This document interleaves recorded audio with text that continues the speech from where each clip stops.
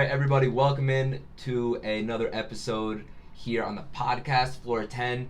As you can see, the man next to me does not look like Max Murphy or sound like him. It is, in fact, my good friend Noah Rogoff. Max is currently sick right now with an 102-degree fever, so we're wishing him well, but the show must go on. And I think it's important to note that he would totally be here if I didn't tell him that he should probably rest. This kid, he would die for this podcast. And I don't even say that jokingly. So, yeah, no, you want to introduce yourself? Yeah, thank you so much for having me on. Like I said, wishing Max the absolute best. That man loves his football, though, and it takes just about a hospital bed to take him away from it. Exactly. But little call to the bullpen, I'm happy to fill in today. Hopefully Max is back soon, but in the meantime, I'll do all I can to fill his shoes to the best of my ability. A little bit about myself. I'm from Rochester, New York, so all my upstate New York people, how we doing? Fellow student here at Syracuse University studying broadcast journalism. He also used to make subs at Wegmans. If anyone needs a sub at Wegmans, I'm kind of qualified to do that as well. But yeah, studying broadcast journalism, so great to be in front of a camera talking some sports, and hopefully me and Teddy have a good show today. Yep, so let's get it started with Max's picks from last week. We just want to get this out of the way because we do give them to you every week, so just keep you updated on how he picked. So I'm gonna start out with what we got right here. So we got Jags plus 10, Pats minus 1.5. These all hit, by the way. Lions plus 9, Vikings plus 2.5, Chiefs minus 2.5, Michigan minus 3.5, Ole Miss plus 3, Notre Dame minus 5.5, BC plus 2, Chiefs Raiders over 52. And those all hit. And here are the whiffs for the week. We had Pats Browns under 45, did not hit. Ravens minus 7.5. Falcons plus 9. Jets plus 14. Titans minus 3. Tampa Bay minus 9.5. Seattle plus 3.5. Denver minus 3. And TCU plus 13. For the week, that was still 52.6% right. So anytime you're picking over half your picks, you're getting them right. Still not a bad week by any means. So not a bad week, but what I will say is, the funny thing is, I won't give the exact dollar amount. Max was actually up large sum of money this week, and unfortunately, this is why we're going to start a Twitter account that it's pretty much just going to be called Max's Picks, where, because it's hard for him to just do it all at once like this, so every time he gets the idea and whatever pops into his brain to bet, he's going to be sending it out right as he does it. The kid hasn't had a losing week in 10 years. So I could learn a thing or two from him. So yes, he is. Our friend Noah has had the best luck on the books to put food on the bookies' table. So yeah, you want to talk a little bit about what we saw Thursday night? Thursday night was Ravens-Dolphins, and well, why don't you start? Go ahead. What do you think about that one? Yeah, I mean, this is what we were talking about earlier, where for the first time in a couple years, I truly feel you cannot predict sport games, unless your name is Max Murphy, of course. But for the most part, the NFL, some games just feel like a total coin flip. Yeah. I mean, when have you seen so many upsets in a given week? I mean, an upset is bound to happen every now and then, but was it last week or this week where almost all the favorites lost in the early window? I mean, there's a reason Vegas does what it does, and they don't usually get that many games wrong. So I think Thursday night was just another example of how competitive this league is, and the teams that we thought were great can not look great, and the teams we thought were bad can just look great. And I think you were saying this to me last night. Who is a team right now you're going out, let's create an imaginary 500 average team, and you have to put your life on one team right now to go win this game? Outside of the Packers, full healthy Packers. Do you still trust the Packers to win a game on any given Sunday? If you just create this team with a average defense, average offense, and put any team out there, it's the first time in a while I don't have one that I feel very comfortable with. And I think that showed on Thursday. I mean, if there was one team in the league that I felt pretty confident was not going to show up on a football game, besides maybe the Houston Texans, it was the Miami Dolphins. I mean, the Miami Dolphins, everyone was telling me this team was going to be great. But I had to hear it a ton, obviously, as a Patriots fan who's going to finish second in the division and stuff like that. But I mean, they took one of the better teams in the AFC, who I'm higher on than a lot of people, the Baltimore Ravens, and the game wasn't very close. It was not. It wasn't. It really wasn't. It really wasn't very close. I mean, what was that? I mean, teams turn in clunkers all the time, but That was you can play bad and beat the Miami Dolphins. You don't have to play good to beat them. And the Ravens just looked horrible for 4 quarters. Ravens definitely looked really bad offensively. They have this year have been liking the comebacks. Take their rest early on in the game and then come back when they need to. You can't always do that. You can't always just start pushing. Obviously, it was too little, too late. They got it down to the goal line towards the end of the game. I think they threw a pick or a fumble or something happened down there, and that very, very, very weird game. Awesome for me as a Pats fan, and I guess for you as a Bills fan, can appreciate it as well. Do like to see the AFC East lose. But I like to see the Ravens lose a little bit more. We're competing for them for seeding. You don't want. It's more enjoyable at this point for you to see the Ravens lose than the Dolphins. I mean, why? Why do you even care about the Dolphins? Because you gotta understand, as a Bills fan, when your team was the laughingstock of a division for 20 years, it's nice to see it happen to someone else. So yeah, the seeding's great, but so is seeing another fan base go through what you went through for 20 years. I mean, you could be a Jets fan. I could be a Jets fan. Listen, I want to apologize. There's a kid by the name of Ben. I'm not quite sure. He might be a friend of Max's. But he tends to not like the slander. I've been slandering the Dolphins subconsciously. I don't do it on purpose all the time. It's because another friend of mine, Lucas, from back home, has been just shoving the Dolphins down my throat for what feels like years now. So I have a lot of built-up hatred for the Dolphins, and I'm excited that they are, for the most part, exposing themselves. But that we didn't see that happen. We saw an injury to Brissett. And they put 2 into the game, and then they showed Brissett coming out of the tunnel, putting his helmet back on, throwing the ball around. He's getting ready to run out, and Flores grabs him, stops him. They let Tua take over. Man, I mean, I don't know what to make of Brian Flores either. I mean, that's a tough decision to make with your quarterback. I mean, listen, it paid off this time. I like Flores, but I like him as a team piece more so than the head of a team, and I think he's a brilliant mind. And was the head of that 2019 defense, I believe. So he's great. Head coach, don't know. This is his first year, was horrible. Like I don't know if you remember that first year. Guys would like tweet like, "Oh, I want to leave." Like it was like just about as bad of a situation. Not even in terms of playing, just about as bad of a situation that I've seen off field for a football team in a while. And come back the year after, get 10 wins. But now seem to be right back at square one. It's decision time. It's decision time in Miami. It's decision for the owners. It's decisions for the coaches. What do you think comes first? Decision about Tua or Brian? Who do you keep? I almost say Brian. I almost say Brian too. The problem is a lot of times head coaches and quarterbacks are kind of married. I mean, what do we got? That's true. We got 8 games left in the year. I think so. I think they both get the end of the year and you see what happens. So we have 8 games left. They're writing their own script right now. Yeah, so I think it kind of goes back to why the Jets ended up taking Zach Wilson instead of keeping Sam Darnold. So Jets have I think they have a new GM coming in. They have a new head coach coming in. And if you stay with Sam Darnold, you are tied to him. Similarly, if you stay with Zach Wilson, you're tied to him. But who do you think they're going to stick with longer, Sam Darnold or Zach Wilson? So I guess this can lead us honestly into the Jets here, because I have a few things to say on that. This team is not, we all know they're not good. They've gotten a few very weird wins. Yeah. I don't think, head-scratching wins. I don't think even a sports historian would be able to accurately depict what happened on those days. That would allow a team like the Titans or even the Bengals, who have shown weakness but still, to lose those games. Zach Wilson, we saw him start to keep games close versus the Falcons game that they did lose, but they didn't look like the Jets and get blown out. So I think that kind of was a somewhat inspiring performance. He still got to win those ones. And then he was manning the quarterback. He was manning the team for the Titans win. And then who beat the Mike White beat the Bengals. Mike White beat the Bengals. So Zach Wilson did beat the Titans though, I believe. Yeah. So now Zach's out a couple more weeks.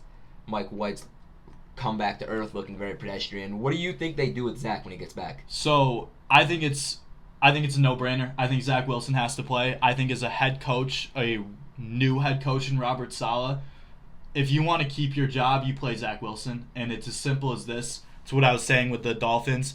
It's all about runway, and when the Jets decided to draft Zach Wilson instead of keep Sam Darnold, people were starting to get fed up with Sam Darnold in New York. Why do you think he's no longer on the team? I personally thought they could have gotten some real value if they were to trade that pick back and maybe keep Sam Darnold and build around him. Now we've seen Sam Darnold play. I mean, listen, I'm against Sam Darnold in general. Oh, I am too.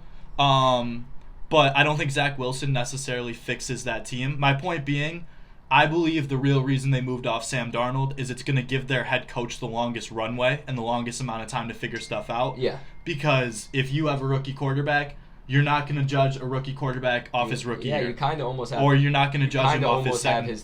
You almost have 3 years-ish. Look at Josh Allen on the Bills. His first season, god-awful. Second season, he was bad. Not great. Third season comes out, he's an MVP candidate. Yeah. I mean, not that McDermott was ever on the hot seat, but he got the benefit of the doubt with a rookie quarterback. Versus if you have a guy like Sam Darnold who's been playing for some time now, and you decide to keep him, your job security isn't as great as it is with a rookie because they're going to give a rookie quarterback more time than they're going to give Sam Darnold, who's already been in the system for, 2-3 years, right? So I think that more than anything is they wanted a fresh start. They wanted a new QB, new GM, new head coach. So I think that's the reason they decided to move off Sam Darnold, and I think it makes the most sense. Yeah, I think... And that's why you got to start Zach Wilson. I mean, Mike White's been a great story, and I'm not trying to take anything away from him. And even last week, I mean, he got... Mike White lightning. He got smoked by the Bills' defense, but so have a lot of quarterbacks this year, and he was fighting. His offensive line did him no favors. He made a couple bad reads, but what, young, inexperienced quarterback doesn't. But let's be honest, you spend a number 2 pick on a player, you're going to want to see what that player has to offer. The second Zach Wilson's healthy, he needs to be on a football field. So here's where I'm going to disagree with you on that. I think it's not my personal opinion that they will be better with Mike White than Zach Wilson. I think Mike White has gone down and lied on the ground for 10 seconds. He's hurt his wrist. He's gotten hurt back there. These games haven't been terribly close. I don't know if throwing Zach Wilson to the dogs would be the best thing ever. I think my personal opinion, you let Mike White finish up. Best case scenario, he looks like Bengals Mike White. Worst case scenario, the Jets look like the Jets. Either way, Zach Wilson's, you know how much those practice reps, game after game after game, he's not going to come into next season with a sore ankle, bad knee, anything.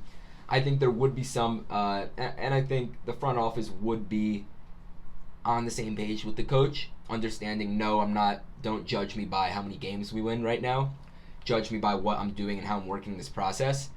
And so that's my opinion, but that's the Jets. Yeah, and I mean, I think a lot of it depends on the health of Zach Wilson, too. I mean, if he's not healthy, you don't want to get him more injured. Yeah. But if he's healthy for the last 3-4 weeks of the season, I think you roll Zach Wilson out. Maybe you kind of reel in the playbook a little bit. You say, hey, Zach, I would almost like the last 2 games. Yeah, maybe you tell him, listen, Zach, but for the next 3 or 4 games, 3, 4, 5, 6 games, I don't see the purpose. Yeah, until he's healthy to come back on a football field, I 100% agree with you. I mean, when they play the Bills next, he doesn't need to be out there. No, he doesn't need to be. Do they have another game against the Pats? No, no, they're done. Okay, so putting Zach Wilson in against a Bill Belichick defense is never a good idea. Yeah. But, no, I think the last 2-3 weeks, that's probably a good time for him to just get some momentum. They have a couple young receivers. Yeah. Who's the guy they drafted this year? Elijah Moore. You'd like to see him maybe develop some chemistry there. So I think Zach Weir, this is not the last we've seen of Zach Wilson. I don't think Mike White is the future in New York. Best case, he's a good mentor. He's a good backup. Maybe you can trade, get a draft pick for him if he really does look that good. But you spend a number 2 pick on a player, you're going to give him another shot than what we've seen from Zach Wilson this year. Definitely. And the rest just remains to be seen, I think. So, I want to go into, what do we do first? Bills or Pats? What are you feeling? I'm the guest, so I'm going to start with my Buffalo Bills, if that's okay with you. Yeah, go ahead. Really tough week to evaluate. Absolutely.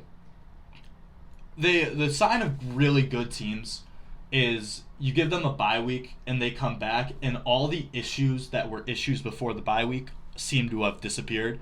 And for the Bills, it seems to have been the complete opposite. Well, but if you look at the Bucs as well, and it comes back to the debate we had about bye weeks a little bit. Mm-hmm. If you look at the Bucs as the Buccaneers as well, they came out and lost to a Washington team. So, I mean, continue what you're saying. Yeah, so, and I mean, so sometimes that comes out, but before the bye week, the Bills were really good about protecting Josh Allen, getting to other quarterbacks, making them uncomfortable, and taking the ball away. Yeah. And that's what we were doing really well. But the thing we were not doing so well was our situational offense this year has been horrible. For as many weapons as that team has in the red zone, Josh Allen himself on the ground. Zach Moss is a bruiser. Dawson Knox emerges this year. Steph Diggs, Cole Beasley, Emmanuel Sanders, Gabe Davis is a big go-get-it guy. You name it. We have guys that can get the ball into that money zone, and we've been horrible about punching the ball in the red zone. Mm-hmm. I mean, plain and simple, too good of an offense to be doing that. And so they come out of the bye week, come out completely flat against the Miami Dolphins. Same issue where we can't, get the ball across the pylon. Same issue. And to make matters worse, can't protect Josh Allen. I mean, just can't protect him. You lose to the Jaguars and score 6 points because Josh Allen, the better Josh Allen was on the other team. I mean, he made my Josh Allen's life horrible. I mean, picked him off, sacked him, recovered a fumble. It's the O-line just has forgotten to show up, and they're still situationally bad. So, yes, this win is a win in the right direction. They were better in the red zone. They were better at giving Josh time, and this defense has been balling all year. They're still putting pressure on quarterbacks. They have the highest pressure rate in the league. They take the ball away. They picked Mike White off 4 times and recovered another fumble. I mean, so, yes, it's a feel-good win. You can't complain when you blow a team out of the water on the road, but I'm still not in love with our situational offense, and I think it could be 1-2 plays. I mean, one team scores in the red zone, one doesn't. That's the difference in a playoff game. So I think they got to be better, and they got to still continue to protect Josh Allen. I know they have injuries up front, but every team has injuries up front. It's not an excuse anymore. Yeah.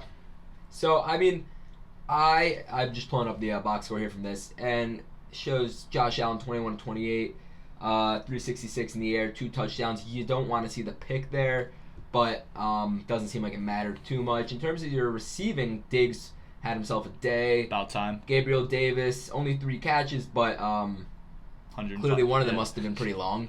So 3 catches, 105, and Matt Breida. I didn't even know you guys had Matt Breida. He got himself in the end zone there. So, listen, they forced 4 picks from Mike White. Lucky you guys, the Jets didn't start Joe Flacco, because it looks like here he went 3 for 3 for 47 yards with a touchdown. I think they wanted to just save him up for next game. Dodged a bullet there. Dodged a real bullet there. But no, I mean, in all seriousness, I think if you believe in your team and you're playing a team, Jets, Texans, some of those guys, you kind of want to go out and look 50-0. That's kind of what and then everything that doesn't happen, because you can hear his, he's not very content with a 45-17 win, which makes sense because I get it and there's things you notice, but in the reality, no, it's still a great win, and if you're winning, you should beat this team. That's the kind of result you should get. However, my fear is still, I think this defense is going to keep us in every single game. I mean, they take the ball away, they make quarterbacks' lives uncomfortable, which is a really, really good recipe. But the fact of the matter is, if we can't protect Josh Allen, we just don't have a chance. And you saw that in the playoffs last year. Mm-hmm. I mean, my one big critique of the year was for the Super Bowl, Pat Mahomes getting all this credit for running around with guys in his face, off-balance throws, whatever. He's doing all he can. If you watch the tape from the week before, the Super Bowl happened the week before. It was called Bills versus Chiefs in the AFC Championship game. One team was getting to the other team's quarterback. That was the Chiefs getting to Josh Allen. Josh Allen's running around, trying to make plays, doing all he can to keep his team in the game. Ultimately, we lose, but it's the same game played out over the course of 2 weeks. One team, of course, being the Chiefs, who go to the Super Bowl, and then can't throw the ball on your back. Yeah, so, I mean, if we can't protect Josh Allen and we can't score, and I don't like calling it the red zone. I call it the green zone because that's where you get paid. The money zone. I mean, that's the money zone. You got to be able to punch the ball in there against good teams. So that's, I mean, like I said, I hate to complain with a 45-17 win. I think our defense is the real deal. Very, very similar to the defense we had a couple years ago when we made the playoffs. I mean, that was the reason we made the playoffs, not our offense. So, a lot of things to like, a lot of good takeaways, but until I see this team really just situationally great on offense and continue to protect him against an upper-level team, playoff team, or a good defense, I'm just not 100% sold or a Super Bowl team yet. So that's going to lead me into my next topic, my Patriots. And along the lines of what he was saying, until we see a all-around defense, offense, everything performance together, that's what I saw versus the Browns there, 45-7. Mac Jones, I believe, 18 for 22, 18 for 21 maybe, 19 for 23, a buck 98, 3 touchdowns, no picks. And we were getting our receivers involved a little bit. We have Ramondre Stevenson, who's our rookie from Oklahoma. Big dude. He's 6 feet tall, 248 though. People don't like tackling that, especially come the third and fourth quarter. It gets a little chilly. And that's no fun. We absolutely demolished this team. I don't want to hear about Nick Chubb because guess what? We didn't have Damian Harris either. And sure, Nick Chubb's better than Damian Harris, but we didn't have our feature back. They didn't have theirs. We were missing Jamie Collins. We held Myles Garrett and whoever in check. The only time they got to Mac Jones was a Myles Garrett. It was a sack, but there was some miscommunication with the line. It was like a busted screen almost, and Mac just kind of laid down. We completely protected. We made that team look extremely pedestrian. Baker couldn't get anything done. We're going to get into that. Baker couldn't get anything done, and it was just an utter domination that now coming off of this, on this win streak right now, I mean, we are playing really, really well. So we beat the Jets 50-something, 54-13 or something like that. We beat Chargers. No, I got the order wrong here. But we beat Jets, we beat Chargers, now we've beaten the Browns. And then of course we have the Panthers win, all of which haven't been close games. So I'm excited about the way we look right now. And yeah, that's that. Yeah, I mean, how much fun is it that we can talk about AFC East football and like the two teams at the top separated by half a game? I mean, when's the last time? Be good, yeah, exactly. In recent memory, people used in the to last yell at Tom 25 Brady. years, where after what are we, week 10 now, week 11? Yeah. When's the last time over halfway through the season we're talking about who's going to win the AFC East? Yeah, you know what? It was actually closest 2019, I want to say. Brady's last year when you guys were kind of on our backs. Yeah, and we made the wild card that Yeah. year. But I mean, it's fun when divisions that historically have not been competitive are kind of competitive again. I mean, we kind of see that with the NFC North right now. I mean, nobody's touching the Packers. I mean, it's just not as fun. Mm-hmm. I mean, how much fun has the AFC West or the NFC West been this year, where every division game is a grind. The AFC North this year, every game's a grind. I mean, it's fun when there's no top teams. That goes back to what we said earlier, where who's one team you feel confident is going to win on any given Sunday? Nobody. And there really isn't one. Yeah. And it just makes for a better league. I can't wait for playoffs to roll around. I think football is really good right now. It's really I do too. I think there's a ton of just talented quarterbacks in the league. I mean, how often do you see this many teams that have their franchise guy? Yeah. It's fun to watch. As a fan, it's what you love to see for the league. Definitely. So I guess that can bring us into Raiders-Chiefs. If you didn't watch any games this season and I turned this one on for you, you would think nothing is different. You would have no idea Patrick Mahomes did his best Zach Wilson impression for a couple games this year.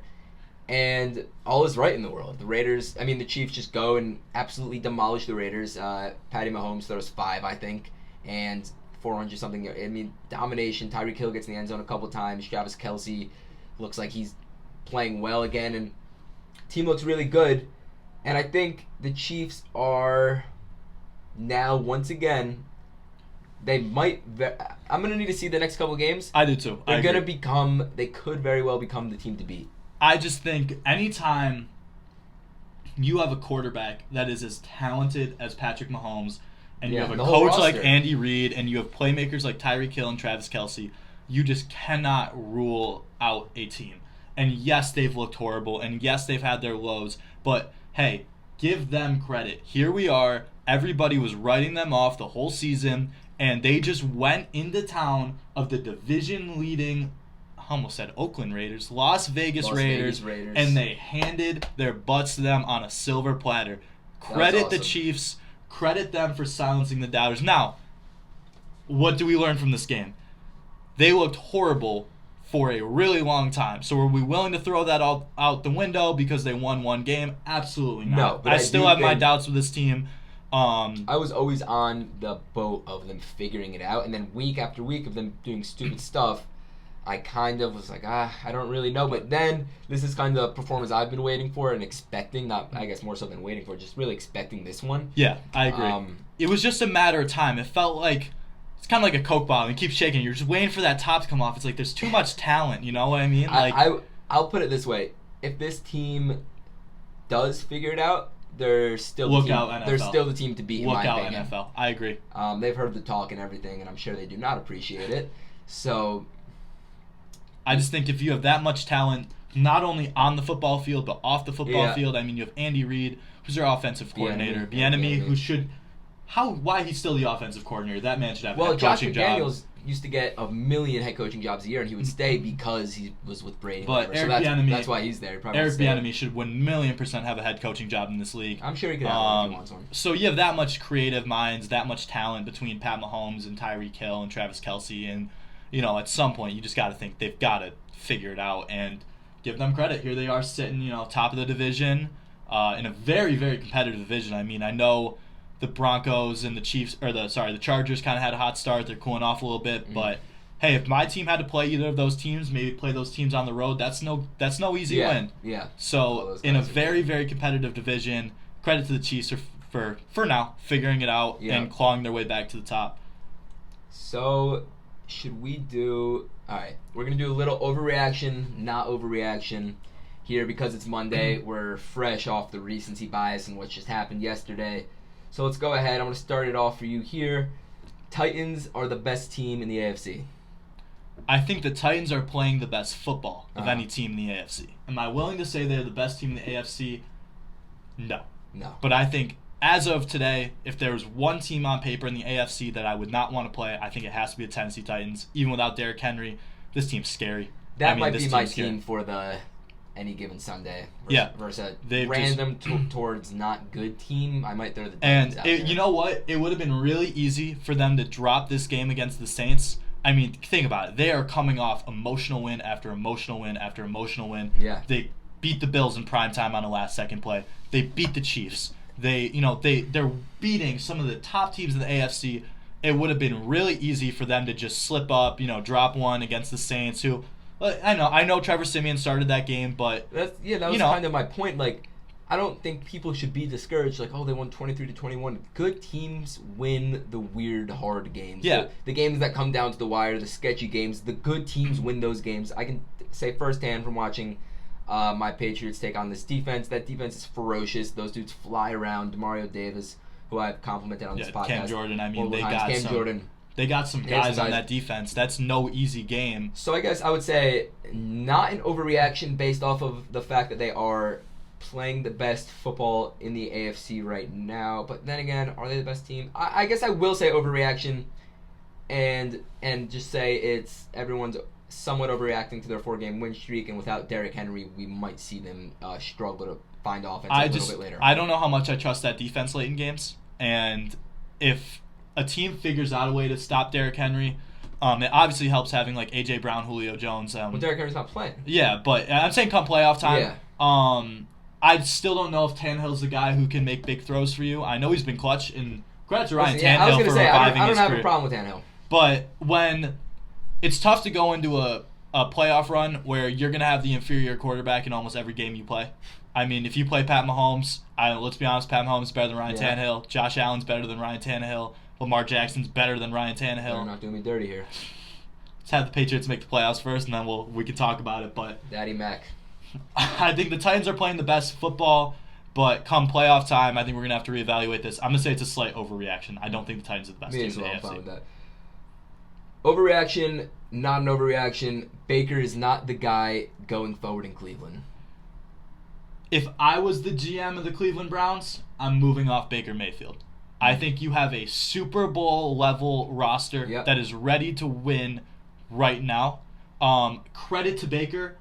He's winning in Cleveland. which is something that not many people can say they have done. Yeah, I was gonna say, like, the guy changed this team from 0-16, whatever, and I think if you're the GM and Cleveland fan, you send him a nice edible arrangements. You say thank you for absolutely dragging us out of the abyss of being pretty much the worst span that we've honestly seen a football team have probably in 25 years. And you thank him for that, and he's gotten you to about a 500 football team level. They looked good last year in the knocking off the Steelers and stuff. I don't know how much higher than this right now, like a 5-5, you can get with Baker. I agree. You've gotten Baker to attract talent to the team. Guys want to stay there. They want to play there because now the team's culture isn't horrible. And they could definitely be a playoff team. He brought you here, and I think you got to go somewhere else. It's honestly, it reminds me of the Rams a little bit. The Rams moving off Jared Goff. I think that's a great example. Was doing things to bring them to the playoffs every single year. Even made a Super Bowl being led by. He's one throw away. I mean, if he hits Brandon Cooks, or was Brandon Cooks, who's he looking for in the end zone? It wasn't. That wasn't a throw that necessarily he should have made in the first. It wasn't like he missed the throw. But we're saying we're one play away. We're one play away from Jared Goff being being a Super Bowl champion. So, like we said, credit to Jared Goff. I think credit to Baker Mayfield. If you look at that draft class, I'm the biggest Josh Allen fan in the world. But if he didn't go to Buffalo, he would not be an MVP candidate. Mm-hmm. Josh Rosen was a disaster. Sam Darnold was a disaster on 2 organizations now. I don't know. I think Josh Allen would have figured it out anyway. I think Buffalo is definitely not a poverty franchise with bad players, so that helps.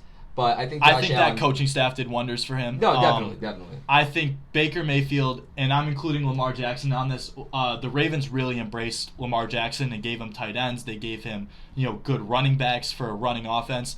If they didn't do that in Cleveland, I don't think he would have had the same success. So I'm going to say credit to Baker Mayfield. I think he's the only quarterback out of that draft class that could have had as much success as he has had in Cleveland.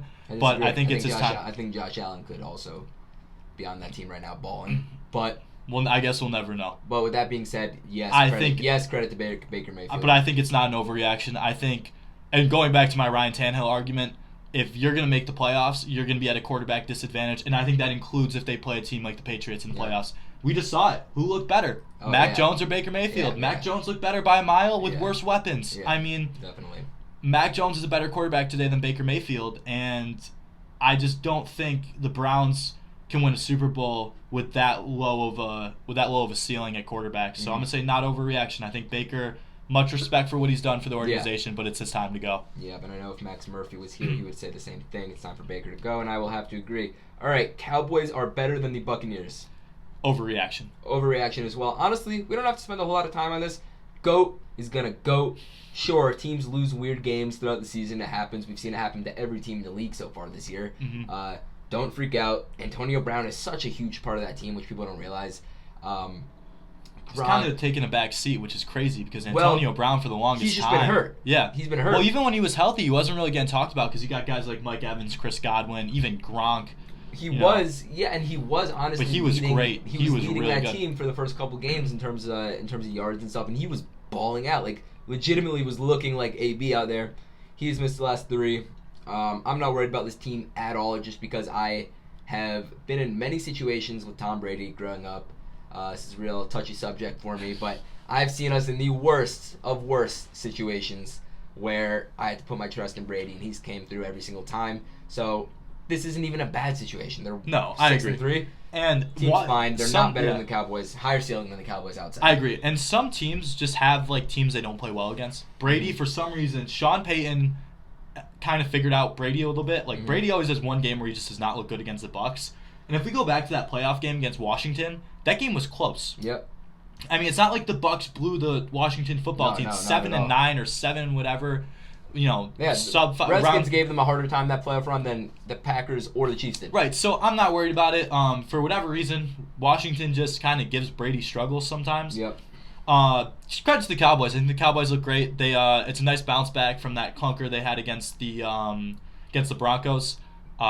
Just good teams find a way to come back strong after an embarrassing loss. So I think the Cowboys are a real force in the NFC. But I just don't think that they're better than the Bucs. Bucs healthy and clicking on all cylinders are better than Cowboys healthy and clicking. I just think that Bucs defense, once they get a little healthier, is just so good. So good at stopping the run, rushing the pass, or taking the ball away. And I think they could give a team like the Cowboys fits if they were to play. Definitely. So, moving on. Cam Newton makes Panthers a playoff team. I'm going to let you take this one first because I'm still undecided. Overreaction. We saw Cam Newton have 2 touchdowns in similar fashion to the touchdowns he had all of last year, where he does a little fake draw, hits a guy out with the passing touchdown, and when he runs it in, just because he's an animal of an athlete. I mean, the guy he is a great built athlete. like a Greek god, so those draw plays from the 2-yard line are borderline unstoppable. I've watched the offense expand past that point. When you have a whole field in front of you, you can't get behind the sticks. You get a false start, 1st and 15, you're done. You get a holding penalty, 2nd and 20, 1st and 20, 3rd and 20, done, no shot. That, with the Cam Newton-led offense, you have to get 4 yards every play. You cannot find yourself in 3rd and 9, 3rd and 12, 3rd and 9, 3rd and 10, 3rd and 11. You're kind of in trouble, and so you need a Christian McCaffrey. And listen, him coming back is huge. Last year, he didn't have anything close to Christian McCaffrey, a DJ Moore, Robbie Anderson. We didn't have nearly that. So, with that being said, but I am also watching Mac Jones. I mean, we didn't have Kendrick Bourne last year, but I am watching Mac Jones. That's not fair because we added Kendrick Bourne and Aguilar. So, and Henry and Smith. But my point being, I'm interested to see him with weapons. I don't think it mattered because he was missing open guys last year anyway. But that was maybe the worst offensive football team in the history of ever. And the fact we won 7 games is a borderline miracle. So I think overreaction that they make the playoffs. I do believe that they can, however, that Cam can look a whole lot better than he did last year. It's so frustrating for me because... But they're 5-5 right now, right? I believe they are. Okay. And big win off the Cardinals. So yeah. Credit there. Playing one of the top teams in the NFC. I like everything about the Panthers except the guy under center. And that's whether it's P.J. Walker, whether it's Cam Newton, or whether it's Sam Darnold. Yeah. I mean, they have that defense. It's time for a franchise dude there. It is. I mean, that defense is crazy. It got Brian Burns, Stephon Gilmore. Yeah. And Gilmore's far from. I mean, he's still. He's got some good years left in him. Yeah. The pass rush is great. The back end is great. I mean, they've got some big guys up front that they've been drafting. I mean, there's a lot to like about Carolina. And then, like we mentioned, DJ Moore, Christian McCaffrey, Robbie Anderson. You just got to have someone who can get them the ball and someone who can not give that ball to the other team. Yep. And I don't feel confident. Cam's got it all in front of him. I don't feel confident enough. The problem with Sam Darnold is he would just give the ball away too much. The problem with Sam Darnold is he sucks at football. You can't win a game where your quarterback is 3 interceptions. He's not good. I mean, I hate to say it, he's just not good. He's not, and we learned that. It wasn't the Jets. I know. He has better playmakers and better coaching here than he did in New York. And Yeah. He still is not, He's not good. So I'm going to say overreaction because I don't like any of the 3 guys they have under center. But, man, this team feels a lot like Washington did last year, where it's a lot to say you're a quarterback away, but how good was Washington's defense last year? Yeah. They had Terry McLaurin. Yeah, it is Antonio Gibson, sort of J.D. McKissick. I mean, they have guys who can go make plays for you, and a great defense and a good head coach. Well, Matt Rule's still, book's still open on him. We'll have to learn a bit more in the next couple days, next couple weeks, next couple years, but I kind of like him. I like him too. I think he's got some good qualities, but we'll see. I'm gonna say overreaction. I just don't like who they have. Lions will remain winless for the remainder of the year, finishing up at 0-16-1. 0-16-1. Is it bad if I don't think this is an overreaction? I think this team's a disaster. I think if you can go 0-16 with Matt Stafford, I think you can go 0-16 with Jared Goff. It's fair. I'm going to say not overreaction. I think there's a realistic chance they do not win a football game all year. Definitely. I'm going to do this quickly because I got some other stuff we want to get to, but I'm just going to go remaining schedule really quick. Because I don't think this team, starting off, even when they were like the past couple of games, I don't feel like they're that bad. I mean, they are that bad, but if we keep having to tell ourselves, I don't feel like they're that bad. Maybe they are. Maybe they are that bad. They got Browns. That's probably a loss, but then again, you never know. Bears, they got a shot versus the Bears. No Bears shot at home, maybe. No shot. I think Bears right now, the way it's looking, is their best shot to win a game. Broncos probably not. Cardinals no. Falcons no. What do they have after that? Seahawks no. Packers no. So Bears I think there's a realistic shot. Bears at home. I think will be their last chance to win a football game this year. Yeah, it just feels like this team's allergic to winning. Yeah. I mean, if you watch the end of that Steelers game, fourth quarter in OT, I mean, Exactly. I was laughing. They were about to win, and then they pulled out the EpiPen and made sure that didn't happen. Yeah, it's just they at times are just incapable of moving the football. I mean, Jared Goff gets sacked in like every play, or he'll roll out and thinks he has like Lamar Jackson mobility and then get sacked for a 15-yard loss. It's just, I'm sorry, Detroit fans. Yeah. I really, really am. I hope you get your guy. Giving up Stafford, I'm also sorry. He's been balling out this year. And he deserves it. If you're a Lions fan, though, I know you're happy for Stafford. You have to be happy. You're not happy. You have to be sad that your team. Goff's you have to be contract. sad that your team sucks. But you got to be happy seeing that guy get a shot out there to go. I'm just sad that I have to pay Jared Goff as much money as I am. Mm-hmm. So, not overreaction. I think there's a realistic shot they don't win a football game this year.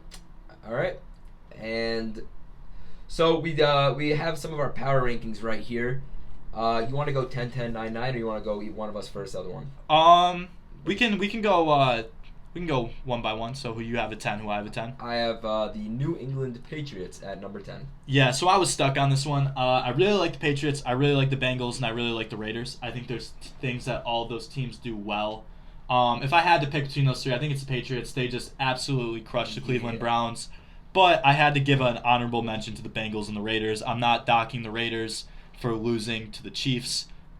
With how much drama that team has been going through. Yeah, you lose two of your first-round picks in Henry Ruggs and Damon Arnett to off-the-field issues. You lose your head coach, and credit Derek Carr, man. He'll try and hold this group of men. Derek Carr and Waller. This group of men together. Those guys are... So I want to give them an honorable mention. I think the Bengals, there's a lot to like about the Bengals. Looks like Joe Burrow, Jamar Chase connection is real. Finally starting to, look like a competent football team, but... If the New England played either of those teams today, I think New England wins. Yeah, we're definitely playing better football. I don't think that's the question, I guess, roster-wise and things like that, but I think we're definitely playing the best. At 9, looks like we both have Chiefs, and it's funny putting the Chiefs here because I would put them probably top 3 if they go out and look like this next week. Like, I'm ready for this team to be good again in my brain. I give it 2, but I fully agree. If they give me that kind of performance over the next 2 weeks... This is the 6 and 4 Chiefs that we're ranking here. Yeah. This is nothing else than that. We know that the Chiefs are capable of being the best, if not one of the best teams in the league. So that's what we got at 9. But I think for me it's similar how I don't penalize the Raiders for getting crushed by the Chiefs. I don't reward the Chiefs for crushing the Raiders. So they deserve I think they're a top 10 team in the NFL, but I'm not ready to bump them any higher than that right now. Fair enough. 8, I got Cardinals. I got Ravens at 8. I think you're way too low on the Cardinals. Let me just really quickly, because I guess you don't really need to do a whole lot of explaining your Ravens. That makes sense. My Cardinals are very low, though. Mm-hmm. And that's the reason for that is I understand completely that they have dealt with injuries. And even versus the Niners, they came out with Colt McCoy and James Conner and made that Niners team look like a JV squad. So when players get injured and then they do come out and then they do lose this week, I'm not totally confident about when everyone comes back and it meshing perfectly. And if they do, I'll be more than willing to move them back up. At the moment, however, I feel as if D-Hop and Kyler Murray come back tomorrow. I still kind of like I guess the Ravens just lost. It's a weird year in the NFL, but teams like Bills and Ravens, in my opinion, are kind of in better shape right now only because they're not dealing with nearly the severity of the injuries that the Cardinals are. And it could be nothing. They could have gave them another game to be safe. So we'll see on those guys. That's why I'm keeping them low. Yeah, and I'll talk a little bit more about the Cardinals when I reveal where I have them. But same thing. I don't penalize the Ravens for losing. Like I said, teams turning clunkers. I can't put them any higher than this right now just because even if they won that game, I still like all the teams I put ahead of them more right now. But I think the Ravens are a real NFL team, can give defenses fits. I mean, the game I keep going back to is when they played the Chargers, and the Chargers had no answers. They just looked up and they were down 4 touchdowns. They just had no answers for the Ravens. But, yeah, I mean, you lose a tough game, but I think even if they win, I like my 7 teams above them right now. So what do I got here? I got Bills at 6. Yeah. Oh, no, excuse me. 7. I'm going 7 with Ravens, And you're going 7 with Bills, right? I am, yeah. I have the Bills as the 7th best team in the NFL right now. And it kind of goes back to a lot what I said before, where the issues we had are still issues at times. And yes, a blowout win against the Jets helps, but I want to see how they come out. I think we have Indianapolis next week. That's a real defense. Jonathan Taylor's a real problem. And if this defense can shut down Jonathan Taylor and we can pick apart that defense, Jonathan Taylor's a monster. I will feel a lot better and maybe be willing to put them in my top 5. But that loss, against the Jags just exposed a lot. Coming out slow against Miami exposed a lot. There's still some issues on this football team, and until I see them go against a real defense and a real threat on offense, not willing to put them any higher. Okay. And I'm going to go, and I have the Bills at 6 for me. You have Rams. Yeah, I have the Rams at 6. I don't think the outcome tonight really impacts it. If they lose, then obviously they're going to fall. If they win, they're not going any higher. They got embarrassed by the Tennessee Titans, so a lot of teams in the league this year. I fully expect the Rams to come out tonight, look great. Good rule with good teams. You get embarrassed, you come back, you play well. I think the Rams get a win tonight, and I think they're right on that Super Bowl bubble. They're knocking on the door. Contenders. Definitely a team that could make their way in there. And I got Bills at 6. Listen, I think the Bills are obviously better than the teams I've just listed: Ravens, Cardinals, Chiefs, Patriots. I don't know if they're better. Like in terms of Chiefs and Cardinals, it's a little weird right now, but.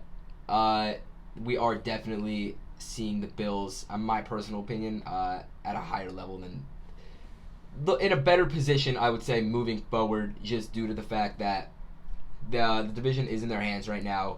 If they don't lose, they're fine, so winning in. And listen, we're on their back, but I'm going to go ahead and put the Bills at 6. I like that team. It's very talented. Another one of those figured out and very dangerous type of squads. This could take me number 5. I got the Bucks. What do you got? You got Cowboys. I got Cowboys at 5. I think if the Cowboys and Bucks play today, the Bucks win, and that's why I have them higher in my power rankings. And this is just a product of the Buccaneers looking how they did versus Washington. I know we're talking about not buying into it too much, which I'm not. I didn't bounce them out too far, even though they were actually number 1 in my last week. So I did put them back a little bit, but I think that was a bad. There's a lot of injuries. Obviously, AB, weird game. That team has historically given them problems. Last 2 years, Brady giving Brady problems. So that's kind of where I'm at with the Bucks. I think they're very good. And then I'm going to go ahead and I have the Cowboys at 3. Cowboys, yeah. I just think Dallas is playing good football. No. I have Bucks at 5. Excuse me, Cowboys at 4. Yeah, and I put Cowboys at 5. So we're right around the same level. Yeah. Like I said, I put the Bucks higher because I think if they played today, the Bucks would win. But Cowboys, like I said, good teams come back after embarrassing losses. Had the clunker against the Broncos, come back, look great. I mean, absolutely blow the Atlanta Falcons out of the water. It's a really dangerous offense. Yeah. Getting Michael Gallup back, Yep. You have a two-headed monster, Zeke Elliott, Tony Pollard. Dak's spreading the wealth. You got Amari Cooper. You have CeeDee Lamb, who's been a great pick. Yep. Michael Gallup, and as much as Trayvon Diggs drives me nuts, it helps when you can take the football away. Mm-hmm. And I just think they're a very, very good team. They are playing very, very well. Clear best team in the NFC East. As much as it pains me to say it, Cowboys are a Super Bowl contender, and I could 4 or 5 interchangeable. I don't care. Yeah. All right. So I'm gonna go ahead and I put Cowboys at my 4. I don't really need to dive into them too much, and you got Cards. Yeah. I just think if you were to tell Cards fans, hey, you're going to play one of the best defenses in the NFL in the Panthers, and you're going to have to start Colt McCoy, and you're not going to have Chase Edmonds is on IR, and you're not going to have DeAndre Hopkins, and you're going to lose that game at home. I don't think fans are really overly upset about it. The Cardinals have looked really good. They're AJ Green turning his head away from beating the Packers. Yep. So I don't penalize them for that. And like you said, they smoke the Niners out of their backups. I'm about to. I'm very, very prepared to move this team up the second Kyler Murray and DeAndre Hopkins come out and just play an ordinary game for them. The second they look like that again, I'm ready. I just feel weird doing it when they're injured, but I completely understand why. And that game got out of hand from the first play. Yeah. I mean, it was either a pick 6 or a fumble 6 or something, and then they scored another touchdown quick. I mean, it was 14-0 before Colt McCoy even jogged onto the field. Yeah. So I mean, anytime you're trailing 2 touchdowns with your backup quarterback and some of your biggest playmakers out, it's a tough game to come back from. So like I said, you go 1-1, you get blown out in one, you blow one out in the other, and with your backup quarterback missing 2 of your top offensive playmakers, I don't penalize them. I think the pass rush is real. I think they've got some real great playmakers on offense, and are only going to get better when Kyler Murray and DeAndre Hopkins come back. Yep. All right, so take us into number 3. I got Rams. You got Bucks. Yeah, I think this is our first biggest disagreement. Yeah. I know the Rams beat the Bucks earlier this year, but I think the Bucks are so good on paper, and they just have so many playmakers. They got to get a little bit healthier in the secondary, which is for sure. And I mean, we keep saying that with a lot of teams about getting healthier, so it's not really an excuse. But like I said, Brady for some reason does not play great against Washington. But I would take the Bucks to beat just about anybody. Listen, I completely agree with you. I'm not going to sit here and argue against the Bucks. It probably is the best team in the league. I am just doing these right now basis off kind of what we're seeing at the moment. However, in terms of potential and ceiling, I completely agree with you. A healthy operating Bucks team's beating anybody. That takes me to number 2. And I like the Rams because sort of the same thing. It's kind of the healthy and fully functional Rams. It would be a fun game if they met again. Are very good as well. So that's why I have the Rams as high as I do. If that team figures it out, and if Odell can lose the ego just a bit. And listen, I like Odell, so when I say that, don't get mad at me, people. I like Odell, but if he is okay with being the number 2 guy, now he's the number 2. He was about to be the number 3. But number 3 and Robert Woods got an eye for an eye. That was a weird one, but funny how that worked out. But if he's all right with being the number 2, I mean, the guy's so good that he won't be in number 2 for that long. He just needs to be okay with them putting in the game. If he can do what Antonio Brown did with the Buccaneers, I think he's going to have a great rest of his career. Definitely. Antonio Brown, kind of after being in the spotlight for so long and all the comments he made and the release from the Raiders, hung out with Tom Brady, took a step back, kind of let Mike Evans, Chris Godwin do his thing, and very quietly just balled out. And I think if Odell Beckham can do the same thing, where I know it's the bright lights of LA, so it's not exactly the same thing. Yeah. But kind of let Cooper Kupp still be the guy. You're going to get yours. You're on a Super Bowl level team with a great quarterback in Matt Stafford. Just go be OBJ. You know, reel in the ego a little bit. I like the Rams a lot, but I like the Bucks a little bit more. So that's my disagreement. Yeah, that's fair. And then our top 2 is I have Titans at 2, Packers at 1. He's got Packers at 2, Titans at 1. We sort of, I don't know how much you want to go into this. I think healthy Packers, A-Rod, I just got to put him over the Titans right now, and I do love the Titans at 2 because I think that team is deservedly so belongs to be up at this part of the list. Yeah, I just think Tennessee's beat so many teams. They're on a nice win streak right now. They deserve to be 1. This feels like the same Packers team it's been for the last 2 years. Yeah. Didn't we hear that was the worst 13-3 team they've ever seen in their lives? I mean, the Packers just have this funny way of just winning games and no one believes in them. Mm-hmm. And I'm one of those people. I don't care what their record is. I have to put them at 2 because, record-wise they are up there, and that's not a good enough justification. But I'm waiting for that team to lose a game so I can drop them. Yeah. I'm not going to lie. No. I'm not a fan of the Packers. I think, in all honesty, I think the Bucks and the Rams come playoff time are going to be a better team than the Packers. But, hey, they're winning games, so I'll put them where they are. I just wanted to reward the Titans. I think the Titans have beat a lot of really good teams and done it consistently without their best playmaker. So, yeah, I'm waiting for the Packers to lose a game so I can drop them. We kind of already... Do we need to do Rams Niners? You want to or no? Little preview? You want to? I mean, yeah, I'll just touch on what I said. I think this is... I think the Niners are kind of grasping for oxygen here. Kind of trying to stay afloat. Yep. I think the Rams, like I said, they got embarrassed. They're going to come out guns a-blazing. I think they're going to light it up. I don't think it'll be particularly close. Yep, Von's supposed to play, right? You saw it. That'll be exciting. See a little bit of OBJ tonight. A little bit of Odell, we've heard. So. But yeah, I think that pass rush, Aaron Donald, Von Miller, you got Jalen Ramsey on the back end. I think if Jimmy G plays, if Trey Lance gets those couple packages, I don't think it matters. I believe the Rams... I don't have the lines up in front of me. Listen, I don't know what the line is. I would hammer the Rams. I think this has blowout written all over it. I was about to say the exact same thing. This is a blowout. In my opinion, I look stupid. I said blowout. I said blowout for Ravens, Dolphins, of course. Yeah, well, but you can't get mad at that. But I think this for me is blowout written all over it. Got embarrassed. They're going to come out. They're going to embarrass a team. Very similar, I think, to what the Cardinals did to them, where just absolutely gashed them. I think if that team with Colt McCoy can blow them out, I think Matt Stafford, fully loaded Rams, can blow this Niners team out. Yeah. So I like the Rams. I think it's a good bounce back game for them, and the Niners are still looking for answers. And I guess that's pretty much the episode. We miss you, Max. So Yeah, feel better, Max. right after this, you guys are gonna see the interview that I did. So stay tuned for that, and we're pretty much done here. Yeah, thank you again for having me. Absolute Gentleman pleasure. handshake. Of course. Absolute pleasure having on being on the podcast, and good talking sports with the boys. Peace. All right. Bye, everyone. And they get it off in time. Morgan under pressure, and he's sacked. Nicely done. Cody Simon. So that'll take us to the end of the first half. They need to get to the 49. Irons intercepted. Heading the other direction, Cody Simon. And Simon returns it to the 20-yard line. A flag comes in here. Simon frustrated. He wanted a pick six. Cody. Yo, Teddy, what's good, man? What's going on? So unfortunately, my co-host cannot be here with me today. He has an 102 fever. So it's gonna be me. But thank you so much for coming on. And I just got a few questions to ask you. And first of all, congrats on everything. You guys are balling out this season. I So appreciate that. first thing I gotta ask you is, you've played with quarterbacks, Justin Fields. Now you're playing with Caleb Stroud, and you also played with me. Yeah. So if you had to rank us three based off of athleticism and pure talent, where do I fall?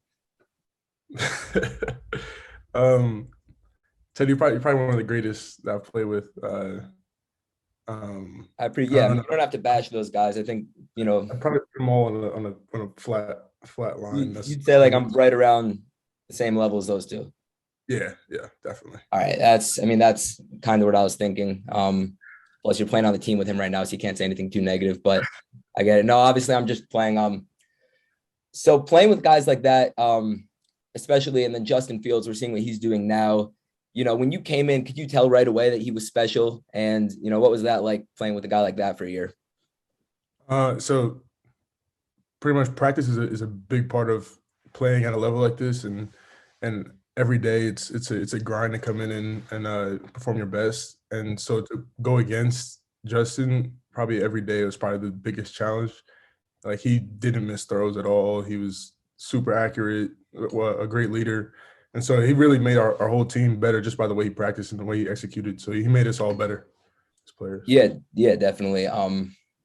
He was honestly my favorite prospect coming out, but that's all right. I'm not an analyst. So you played in the national championship. You guys didn't get the win, but what was that experience like being a part of, obviously, outside of the Super Bowl, it might literally be in terms of media and, how big of an event and a scene it was. What was that like? And was it, were you guys able just to focus in on the fact that it is kind of just a football game and, get all that stuff out of your head? Or what was that experience like? It's definitely a really big spectacle. Obviously because of COVID, it wasn't as big as it would have been, but playing in that environment was certainly exciting. And it's very few moments in your life that you get to experience stuff like that. And so I'm so happy that I was a part of that. And that's our goal every year to get back to that position and to obviously come away with a win. But, it was a great experience, and I've just looked to build further upon that year and keep going. Yeah, of course. So you guys right now, you're rolling, just played Purdue, beat them. So was there any concern going into that game? They have obviously knocked off a couple of the top teams. And, I know you guys don't overlook anyone. What was the preparation like for that one? Preparation is always at the highest level. Every team we play, it's you can't overlook anybody, like you just said. And it's for them, we knew that they're a really good team and that we had to bring our A game. And we're just happy we came out with a win and keep moving on, because the goal is obviously to make it to the highest game. And so, we just got to keep building, keep learning, and keep going. Yeah, definitely. So this year, obviously, you have, I believe I just checked, 50 tackles on the season, and that is good for second, I believe, on the team. True sophomore, playing at a program like this. What do you attribute being able to, accomplish these things so far in your career? That's obviously so young. You've just started. No, it's definitely a process, and everything that I've played, every level I've played at has helped me to get to this level. Like whether it be Pop Warner, middle school, high school, and up to this level, I think everything kind of helps to make me into this player that I am now. And every day I'm just trying to learn to get better. And that's really the ultimate goal. What we do in practice every day is just to get better and learn and try to be the best players we can possibly be. Yeah, definitely. So so this is a question I think I know the answer to, but all-time favorite athlete, who and why? Yeah, you probably know. Yeah, my all-time favorite has been Kobe Bryant. He's just the mentality he had and the way he carried himself. It doesn't really matter what sport he played. It's really a universal mindset that he had, and just the way he attacked life. And it was unfortunate the way he passed, but he's always been my inspiration and my favorite athlete. Yeah, definitely. I'm sure like a lot of the Mamba mentality stuff you definitely carry over to stuff you do and everything like that. So yeah, I mean, that's pretty much it. I don't have a whole lot more. Besides, I will ask you this: how are you feeling about the Giants? It's rough. Rough? Is the we as a Giants fan, we always hope for the best, but it never really comes. But I mean, it's the NFL. Anything can turn around at any time of the season, so you never know.